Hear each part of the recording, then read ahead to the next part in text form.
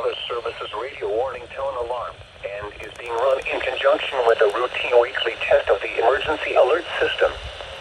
During potentially dangerous weather situations, specially built receivers are automatically activated to warn of the impending hazards. Tests of these receivers normally are conducted by the National Weather Service every Wednesday between 11 a.m. and noon. When there is a threat of or existing severe weather in the area, these tests will be postponed until another day. Again, this has only been a test of the National Weather Service's radio warning alarm tone.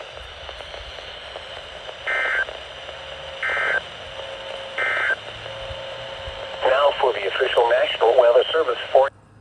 And there went HNX. LX canceled errors due to critical fire weather conditions.